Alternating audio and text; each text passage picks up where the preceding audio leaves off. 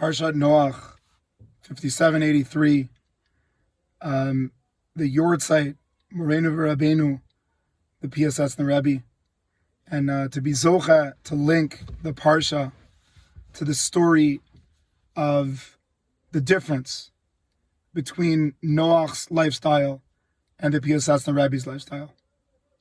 So to understand Noach's lifestyle in 1892, the Sfat Emet explains that there is something called a tzaddik and something called Yishrei Lev. So this pasuk says, "O zarua latzadik uli Yishrei Lev simcha." O zarua latzadik is speaking about one type of person. Uli Yishrei Lev simcha is speaking about another type of person. So explains the Sfat Emet that there's a tzaddik. And a tzaddik is someone that is reacting to the sin.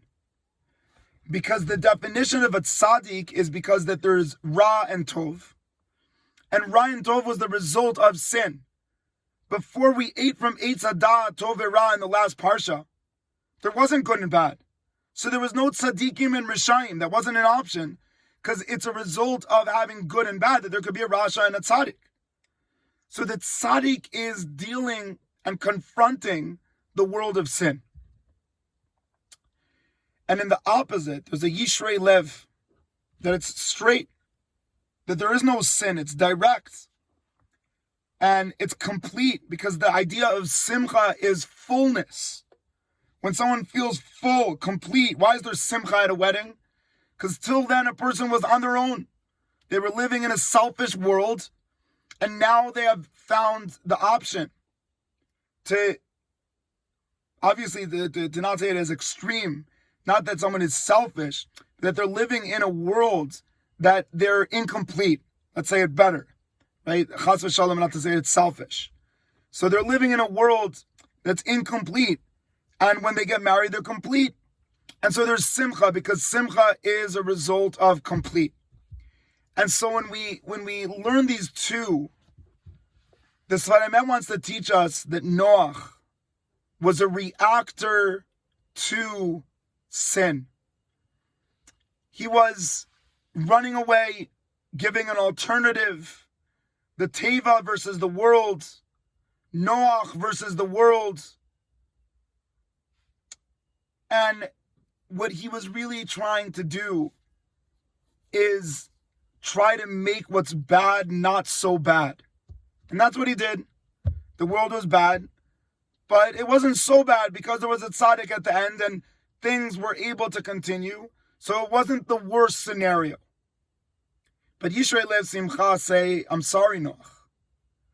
But if you want to actually fix a world, you need to believe that the sin is not the definition of the world.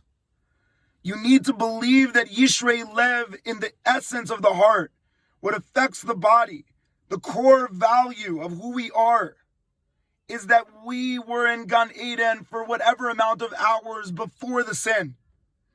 And our job in Torah, in Tefillah, in Mitzvot, is to rekindle that awareness, to revive that awareness.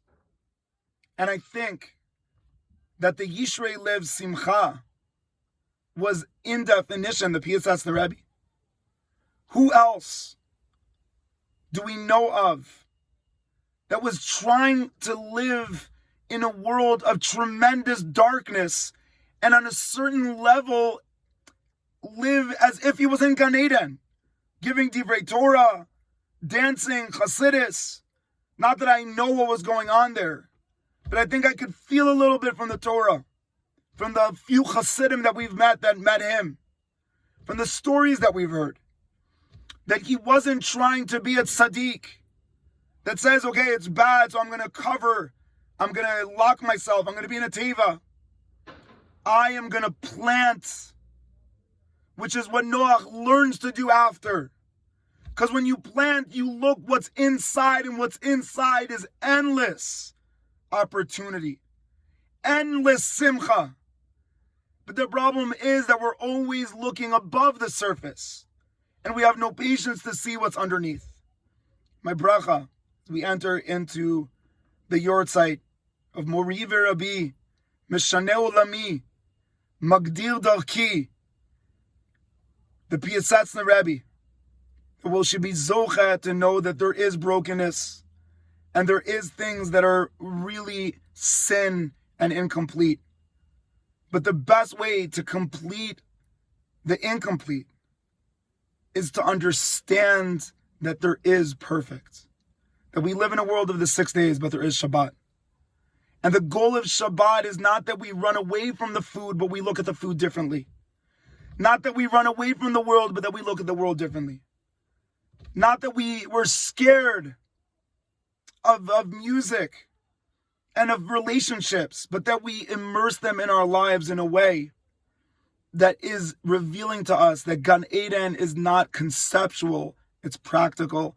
And if we believe in that, then Be'ezrat Hashem li yishrei lev simcha.